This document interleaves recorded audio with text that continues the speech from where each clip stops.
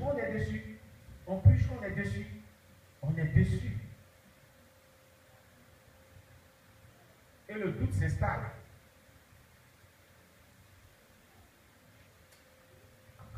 Merci Jacques, merci beaucoup ce soir. Merci pour ce que tu as dit. Donc, je reprends cette phrase. Cela implique une obéissance totale, confiance et pleine d'amour à toute la volonté connue de Dieu, que cette volonté nous soit révélée dans sa parole, par son esprit ou par sa providence. Vous comprenez? Cela implique que nous nous tenons entièrement à la disposition de Dieu, de tout notre cœur, avec tout ce que nous avons et tout ce que nous sommes. Vous voyez? Cela implique que nous nous tenons entièrement à la disposition de Dieu, de tous nos cœurs, avec tout ce que nous avons et tout ce que nous sommes. Est-ce que c'est ce que tu as dit? Est-ce que c'est ce que tu dis? Tu dis cela vraiment? Voilà la véritable vie chrétienne, c'est ça qu'elle a. La véritable vie chrétienne implique que tu te tiens entièrement à la disposition de Dieu, de tout ton cœur, avec tout ce que tu as et tout ce que tu es. Qui s'est dit comme ça devant Dieu? Qui s'est donné comme ça à Dieu? C'est à ce niveau-là qu'on dit qu'il est mon Seigneur.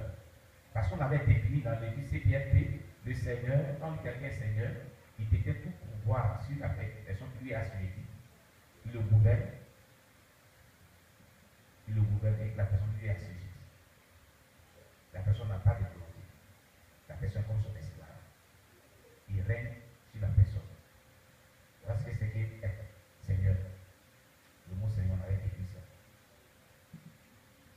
On dit Seigneur, tu es mon Seigneur. Alors que quand on le dit là, c'est hypocrisie parce qu'il n'est même pas ton Seigneur, parce qu'on fait ce qu'on dit.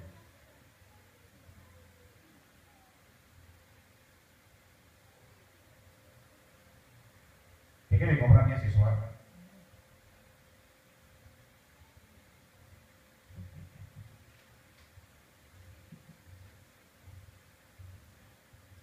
Cela implique que nous tenons entièrement à la disposition de Dieu, de tout notre cœur, avec tout ce que nous avons et tout ce que nous sommes, comme le font les habitants du ciel.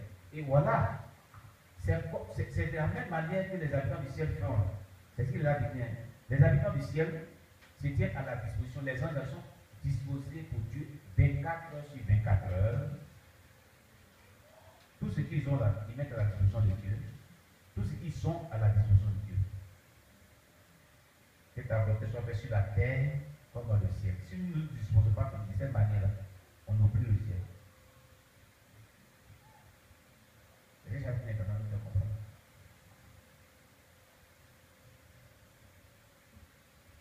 Voilà au haut niveau que tu dois rehausser ta relation avec Dieu. Il faut dépasser le niveau dans la tête de Dieu. Il faut rehausser le niveau de ta relation avec Dieu. Il faut encore pousser le bouchon haut. Dieu t'exhorte. Si tu entends ce message ce soir-là, c'est que tu puisses encore rehausser le niveau de ta relation avec Dieu qui est très bas. Et c'est ce qu'on dit ici là. Tu ne pourrais pas le dire. Et quand tu examines ta relation avec Dieu, ça ne vaut pas ça. Tu es sûr que tu fais ça. Tu es sûr que ta relation avec Dieu est ça. Oui. C'est ça qui est la vérité. C'est ce qui faisait que lui, il était efficace.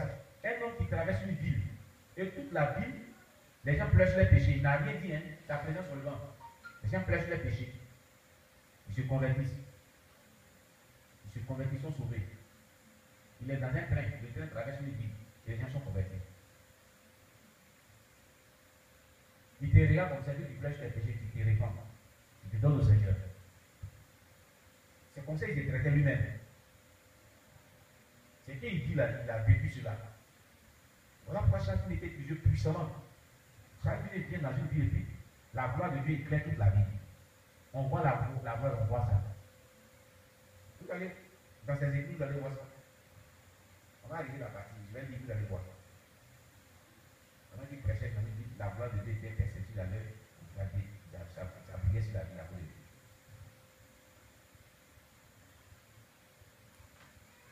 est arrivé à ce niveau. Et c'est ce qu'il expérimente, c'est ce qu'il dit dans ses écrits. Dieu cherche des personnes de cette carrure de nos jours pour le dernier réveil spirituel du monde. Parce qu'il le rapporte.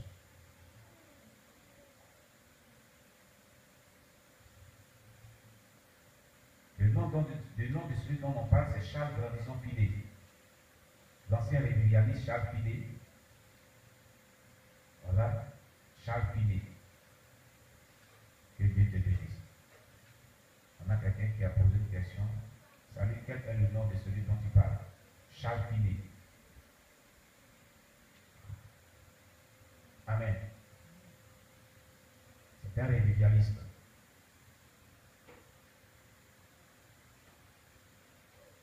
Que le nom de Dieu soit béni.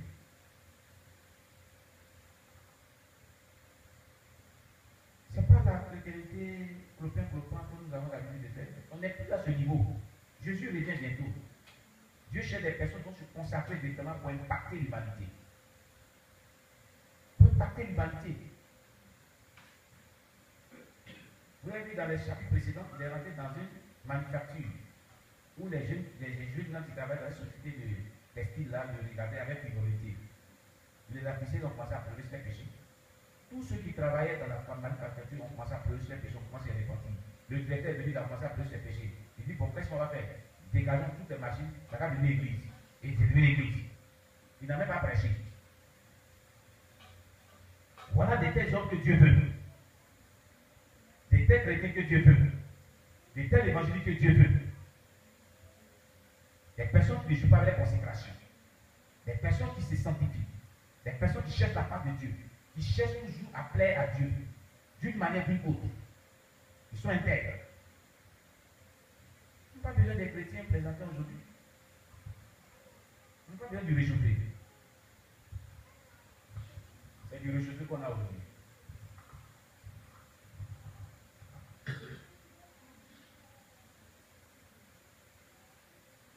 Que Dieu nous fortifie. Et que Dieu nous donne la aide. D'après ta soeur Victoire Forestière, c'est la leçon que Dieu nous aide. Il n'a pas nous aider, ma soeur. Et voilà, vraiment. On continue. Il dit, chaque nous dit, voilà, cela implique que nous nous tenons entièrement à la disposition de Dieu, de tout notre cœur, avec tout ce que nous avons et tout ce que nous sommes, comme le font les habitants du ciel. Si nous ne le faisons pas, ou si nous nous retenons pour nous-mêmes, quoi que ce soit, nous concevons l'iniquité dans nos cœurs et Dieu ne nous exaucera pas. C'est-à-dire que si nous n'agissons pas de cette manière, nous avons conçu l'iniquité dans nos cœurs et Dieu ne va pas nous exaucer. Comme le dit Psaume 66, verset 18, David dit, s'il avait conçu l'iniquité dans mon cœur, Dieu ne pourrait pas exaucer. Ce qu'il dit, c'est clair. C'est ce que lui-même l'avait vu. Il partage cela avec nous, son expérience.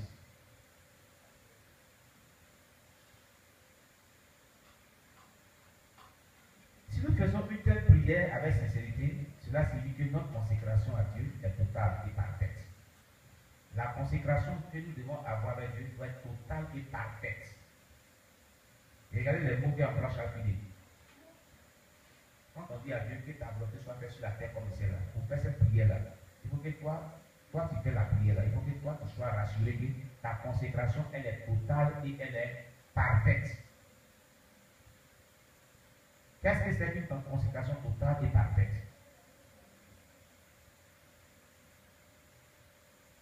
Que veut dire une consécration totale, une consécration parfaite? D'abord, se consacrer, qu'est-ce que c'est?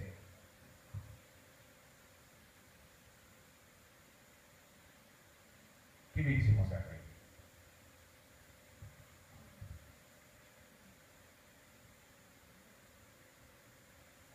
Se consacrer,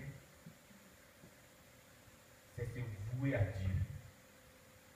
C'est-à-dire se donner entièrement à Dieu. C'est pour cela suit les mots sous forme totale et parfaite. Quand quelqu'un s'est voué à Dieu, il s'est entièrement donné à Dieu.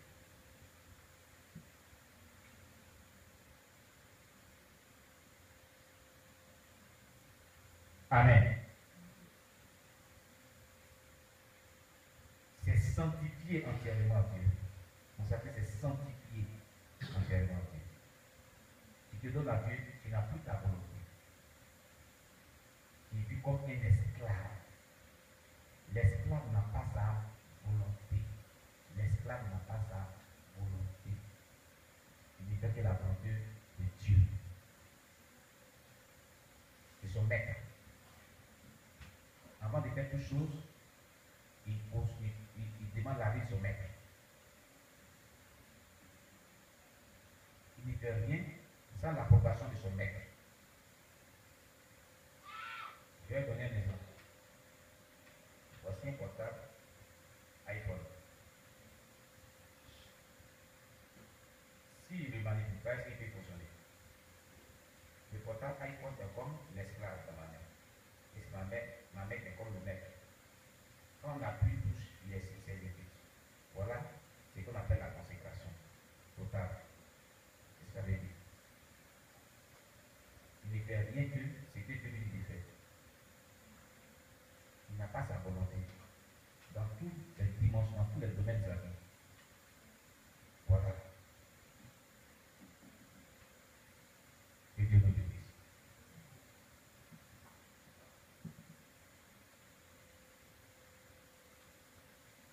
Cela revient à détourner l'oreille pour ne pas écouter la loi. Que disent les Écritures?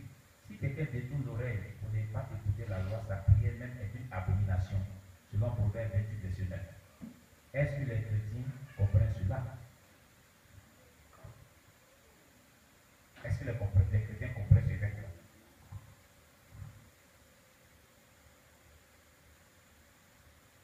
Si nous faisons telle prière avec sincérité, cela signifie que notre consécration à Dieu est totale et parfaite. Sinon, cela revient à garder pour nous, à garder pour nous, ce qui revient à dire, cela revient à détourner l'oreille pour ne pas écouter la loi.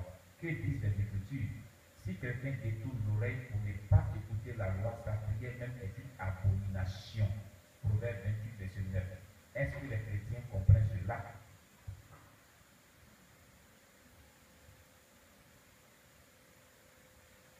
Quand on détourne son oreille pour ne pas écouter la parole de Dieu, pour ne pas faire ce que la parole de Dieu dit, notre prière devient une abomination. Donc, elle ne peut pas être associée, cette prière.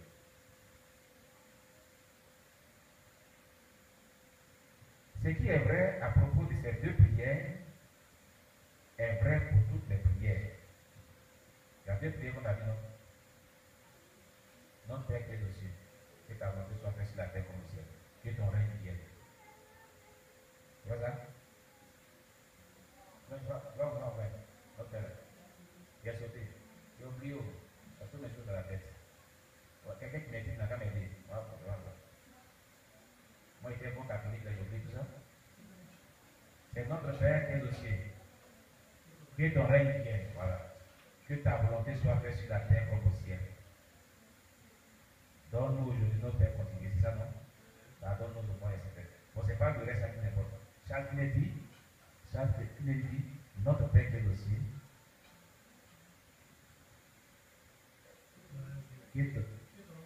Que ton nom soit sanctifié, que ton règne vienne. Le règne vienne là, c'était le premier sujet des prières. Que ton règne vienne, c'était le premier sujet des prières. Qu'est-ce que nous faisons pour accomplir ce règne? C'était le premier sujet des prières. Le deuxième sujet des prières, que ta volonté soit faite sur la terre comme au ciel. Voilà les deux phrases. C'était des sujets de prière sur lesquels il nous est entretenu ce soir. Il continue de nous entretenir ce soir. Donc il dit, Saint-Paul nous dit que ce qui est vrai à propos de ces deux prières, que ton règne vienne et que ta volonté soit faite sur la terre, les chrétiens prennent-ils cela à cœur? Considèrent-ils que toute prière prononcée est une abomination si elle n'est pas présentée dans une consécration totale à Dieu? Vous voyez, il dit c'est grave. Toute prière qu'on présente à Dieu là, quand elle n'est pas présentée dans une consécration totale à Dieu, c'est une abomination devant Dieu. Quand tu pries à la légère, sans y mettre ton cœur entièrement, sans y être concentré entièrement, sans y mettre une certaine mesure de sérieux et de foi et de sincérité de cœur, ça devient une abomination. C'est comme tu pêches à toi-même. Et on prie avec beaucoup de légèreté par moment.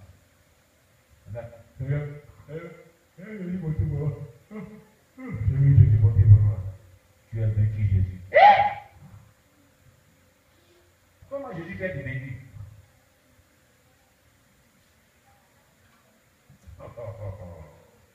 C'est pas possible. Il y a des choses qui se passent à cause de la fatigue, on dit souvent des choses. Jésus vient à nous secourir, pardonne-nous. Nous commettons tellement de choses, vraiment. C'est pas possible. Vraiment que Dieu nous aide vraiment. Que Dieu vienne dans nos secours. C'est pas possible. Merci, chacun. Nous continuons. Et chacun nous dit, nous devons nous offrir nous-mêmes avec et dans nos prières, avec tout ce que nous avons. Il insiste beaucoup dessus. Hein. Nous devons nous offrir nous-mêmes avec et dans nos prières, avec tout ce que nous avons.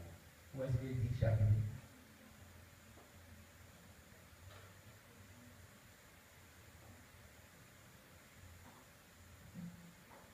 Amen. Ce qu'il dit chaque nuit est grave. Je ne dis pas que c'est grave, mais c'est très important. Amen. Il joue toujours ce que nous avons, ce que nous sommes. Il joue toujours ce que nous avons, ce que nous sommes, ce que nous sommes, ce que nous avons. Mais nous ne faisons pas ça. C'est ça le de souffle. C'est là que nous pèse sur les vrais chrétiens.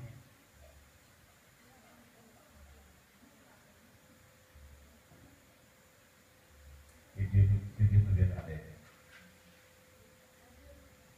Nous devons être d'accord de tout notre cœur avec ce que nous demandons en priant. Nous devons obéir parfaitement autant que nous la connaissons à toute la volonté de Dieu. Sinon notre prière est une abomination.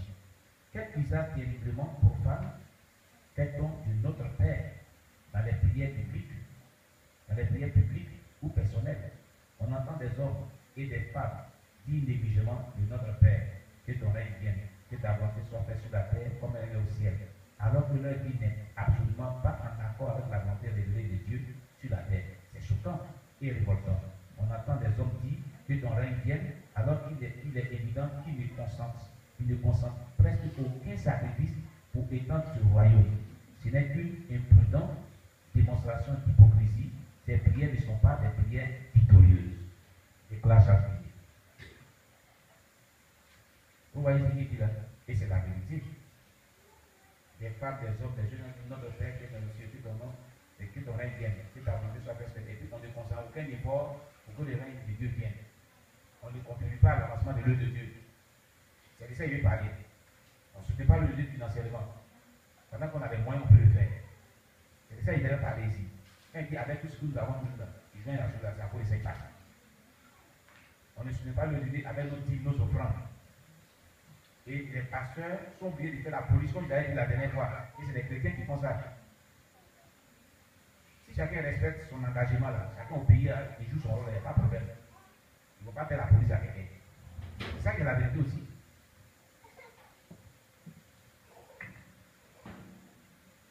Amen. C'est voilà chaque fille qui parle de ça. Il parle de ça.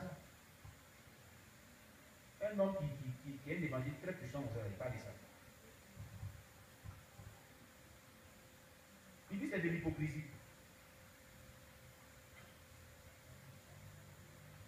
Il dit que ton règne vienne, alors il est évident qu'il ne consent presque aucun sacrifice pour étendre ce royaume. Ce royaume de Dieu doit l'étendre sur la terre. Dieu doit se propager, il veut missionner.